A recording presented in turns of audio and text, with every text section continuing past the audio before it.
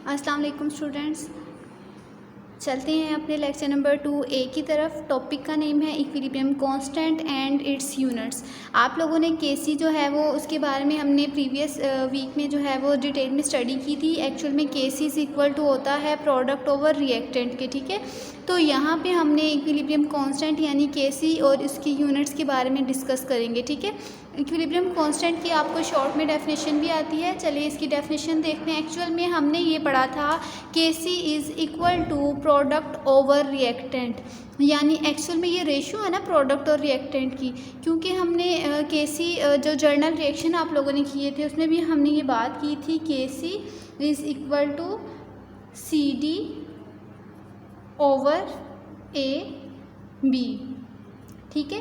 तो इसमें भी आप देख रहे हो ये हमारे पास प्रोडक्ट है और ये रिएक्टेंट है, ठीक है। सिंपल रिएक्शन को अगर देखें तो एक्चुअल में केसी क्या है, रेशियो है प्रोडक्ट और रिएक्टेंट की, ठीक। Equilibrium constant is a ratio of product of concentration of products raise to power of coefficients. Okay, यहाँ पे देखिए इट इज़ अ रेशियो, ये हमें पता चल गया, ठीक है। रेशियो किसकी है, रेशियो ऑफ प्रोडक्ट, ठीक है। प्रोडक्ट की क्या है, कंसंट्रेशन।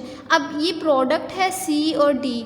सी जो है इसकी मोलर कंसंट्रेशन को हम स्क्वायर ब्रैकेट से शो कर रहे हैं और डी की मोलर कंसंट्रेशन को भी स्क्वायर ब्रैकेट से शो कर रहे हैं, ठीक है। अब प्रोडक्ट क्या होगी, इन दोनों का जो हम मल्टीपल लेंगे तो मैथमेटिकल टर्म में उसको हम प्रोडक्ट ही बोलते हैं ना। तो एक्चुअल में ये क्या, it is a ratio of product of concentration of products, ठीक है। Product of concentration of products, ठीक है। यानी प्रोडक्ट जो हमारे पास आ रही है सी और डी, ठीक है, उनका मल्टीपल लेना है, ठीक है। इनको सी इंटू डी करना है। यहाँ आपने देखा है कहीं पे प्लस का साइन नहीं मैंने लगाया, यहाँ कुछ नहीं है, मतलब मल्टीप्लाई का साइन है, ठीक है। तो सी इंटू डी ये क्या है, product of products of product, ठीक है। यानी प्रोडक्ट्स की प्रोडक्ट निकली है ये हमारे पास, ठीक है। और इसके ऊपर हमने नंबर ऑफ मोल्स जब शो करेंगे तो बन जाएगा ये सी डी ए बी, ठीक है। तो यहाँ पे हम बात करेंगे raise to power of coefficients. ये सी और डी इसके कोएफिशिएंट्स हैं, ठीक है। इसका मतलब हमारे पास केसी क्या है, it is a ratio of product of concentration of products raise to power of coefficients, ठीक है। ये हमारी एक चीज़ होगी। अब नीचे वाले को बात करेंगे तो ये क्या होगा, product of concentration of reactants, ठीक है। यहाँ पे हम प्रोडक्ट इसलिए बोल रहे थे क्योंकि सी और डी प्रोडक्ट्स में आ रहे हैं जबकि ए बी हमारे पास रिएक्टेंट्स हैं। तो यहाँ पे हम बात क्या करेंगे, product of concentration of reactants raise to power of coefficients, ठीक है। कोएफिशिएंट्स क्या है यहाँ पे, ए और बी। होप सो आपको डेफिनेशन समझ आ गई हो, ठीक है। सिंपली हमने क्या बोलना है कि ये एक रेशियो है जिसमें हम प्रोडक्ट को ऊपर लिखते हैं और रिएक्टेंट्स को नीचे लिखते हैं, और प्रोडक्ट की प्रोडक्ट को लिखते हैं और कोएफिशिएंट्स को पावर में लिखते हैं। इसी तरह नीचे रिएक्टेंट्स लिखते हैं और रिएक्टेंट्स की प्रोडक्ट लिखते हैं, उसके ऊपर उनकी नंबर ऑफ मोल्स को पावर में शो करते हैं, ठीक है, जिसको हम कोएफिशिएंट्स बोलते हैं। और ये एक बैलेंस्ड केमिकल इक्वेशन है, ठीक है, इसलिए तो नंबर ऑफ मोल्स ऊपर शो किए हुए हैं ना। सिंपली ये इसका फॉर्मूला है Kc is equal to product of, ये वही डेफिनेशन को अगर आप पार्ट्स में जो है वो कट करें तो आपका ये फॉर्मूला बन जाता है, product of concentration of products raise to power of coefficients over product of concentration of reactants raise to power of coefficients, ठीक है। ये हमारी डेफिनेशन और फॉर्मूला हो गया, ठीक। जैसे कि आपको पता है स्टूडेंट्स कि हम ऊपर जो है यानी न्यूमरेटर में जो है वो प्रोडक्ट्स लिखते हैं जबकि डी न्यूमरेटर में रिएक्टेंट्स लिखते हैं, ठीक है। तो यहाँ पे भी यही बात बोलेगी, it is conventional to write the products as numerator and reactants as denominator, ठीक है।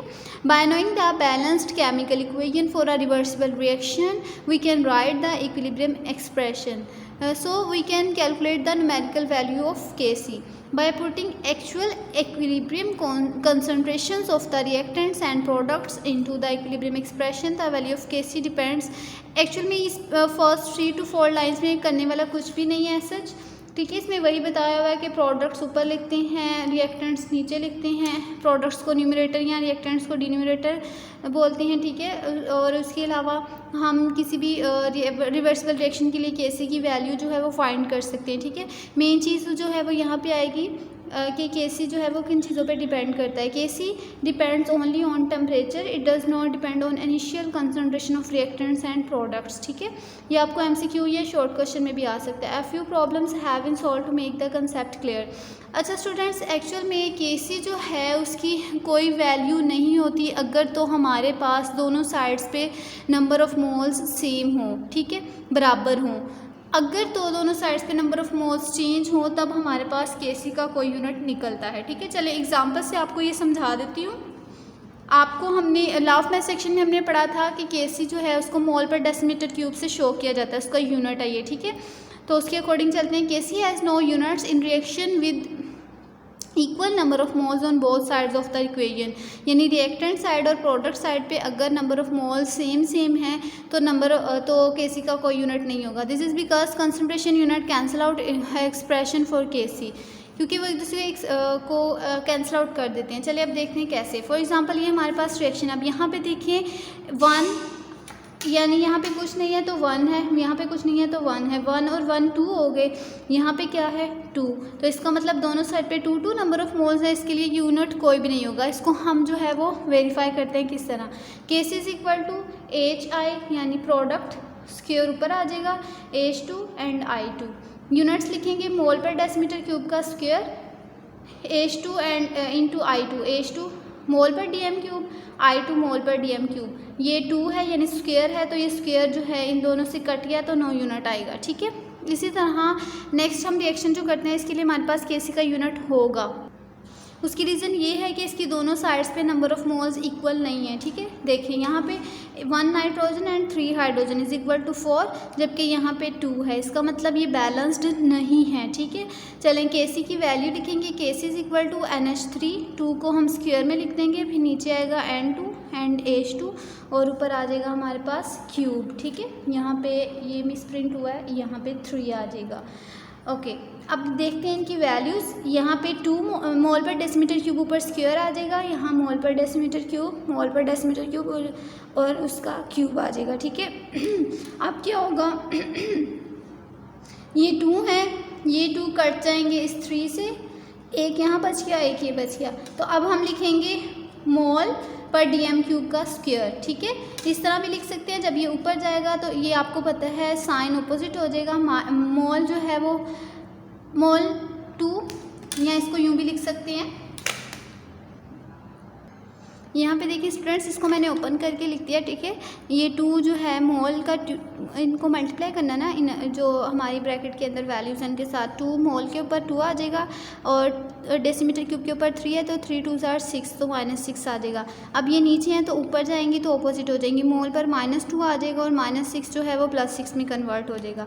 अब ये इसकी दोनों यानी रिएक्टेंट साइड और प्रोडक्ट साइड पे नंबर ऑफ़ मोल्स इक्वल नहीं थे, दैट्स वाई जो है वो केसी का यूनिट हमारे पास ये मिल गया। ठीक है, नेक्स्ट हम एग्जाम्पल करते हैं। When hydrogen reacts with iodine at 25 degrees Celsius to form hydrogen iodide by a reversible reaction as follows. Okay, H2 plus I2 gives us A2HI। ठीक है, यहाँ पे उन्होंने हमें वैल्यूज़ की फॉर्म में दे दिया है, तो हमने अब इसकी वैल्यू केसी के यूनिट निकालना है। ठीक है, केसी की वैल्यू निकालनी है। H2 की वैल्यू ये है, AI की ये है और HI की ये है। ठीक है, calculate the equilibrium constant for this reaction. Same वही हम क्या करेंगे कि वैल्यूज़ लिखी, उसके बाद केसी लिखेंगे, उसका फॉर्मूला लिखेंगे। Kc is equal to products over reactants, ये लिखा, और प्रोडक्ट्स की वैल्यू जो है HI2, इसकी जगह हम क्या लिखेंगे ये। अब इसके ऊपर स्क्वायर आ जाएगा क्योंकि HI के ऊपर स्क्वायर है। इस तरह जो H2 होगा उसकी वैल्यू लिखेंगे 0.05 और I2 के है 0.06। ठीक है, ये सिंपल आएंगी, ऊपर वाले का स्क्वायर आएगा, स्क्वायर लेंगे कैलकुलेटर से तो आपकी वैल्यू आ जाएगी जो कि बुक में गिव इस तरह। ठीक है, 0.49 ये हमारे पास वैल्यू थी HI की यानी हाइड्रोजन आयोडाइड की, उसके ऊपर स्क्वायर आ जाएगा, स्क्वायर की वैल्यू निकालेंगे तो ये आ जाएगा, इन दोनों को मल्टीप्लाई करेंगे तो ये आएगा, उसके बाद इसको डिवाइड करेंगे तो हमारे पास आंसर जो है वो 80 आएगा। ठीक है, for the formation of ammonia by Haber's process hydrogen and nitrogen reacts reversibly at 500 degree Celsius as follows. Students, आपको पता होना चाहिए कि अमोनिया जो है वो किस प्रोसेस से प्रिपेयर होता है, हैबर्स प्रोसेस से। आपको MCQ में पूछा जा सकता है। ठीक है, सेम ये वही चीज़ है, इसमें भी आपको वैल्यूज़ दी हुई हैं, आप लोगों ने केसी का फॉर्मूला लिखना है, product over reactant. Product over reactant, ठीक है, उसमें वैल्यूज़ पुट करनी है। NH3 की वैल्यू जो है वो आप लोगों ने लिखी और उसका स्क्वायर आ जाएगा, N की वैल्यू लिखेगी और H की वैल्यू लिखेंगे, ठीक है। N का सिंपल आ जाएगा और H का क्यूब लेना है, फिर क्यूब लेने के बाद उसको इससे मल्टीप्लाई कर देना है, इसका स्क्वायर लेना है, इसका स्क्वायर और इन दोनों का जो मल्टीपल आएगा उन दोनों को डिवाइड किया तो आपका ये आंसर आ जाएगा, ठीक है। नेक्स्ट जो एग्जांपल है, for a reaction between PCl3 and Cl2 to form PCl5 the equilibrium constant is this 0.3, यानी यहाँ पे हमने वैल्यू दी हुई है इक्विलिब्रियम कांस्टेंट की Kc की, ठीक है। जबकि हमने फाइंड क्या करना है यहाँ पे PCl5, क्योंकि Cl2 की भी वैल्यू दी हुई है, PCl3 की भी दी हुई है। अब फाइंड करना है PCl5, तो इसको हम थोड़ा रीअरेंज करेंगे स्टूडेंट्स। जैसे कि आपको प्रीवियस जितने भी प्रॉब्लम्स थी उसमें आप लोगों को Kc की वैल्यू जो थी वो फाइंड करनी होती थी, ठीक है, जबकि रिएक्टेंट्स और प्रोडक्ट्स आपको गिवन होते थे।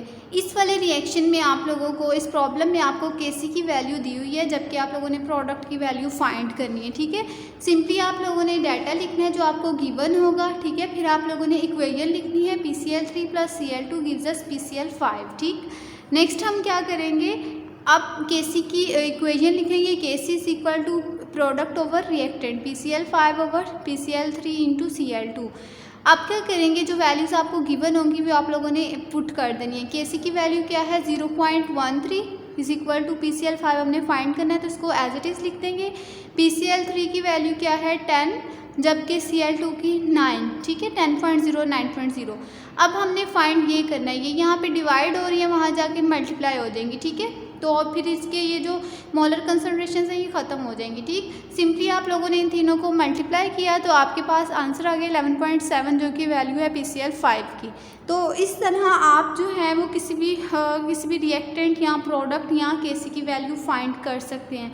अगर आपके पास डाटा प्रॉपर जो है वो गिवन है, कोई एक चीज़ मिसिंग है तो आप इजीली इसको फाइंड कर सकते हैं, ठीक है। यहाँ आप लोगों ने इनकी बहुत ज़्यादा प्रैक्टिस करनी है, होमवर्क की कॉपीज़ पे भी ये सारी प्रॉब्लम्स जो हैं वो सॉल्व करनी है और इनको अच्छे से जो है वो प्रैक्टिस करनी है। अल्लाह हाफिज़।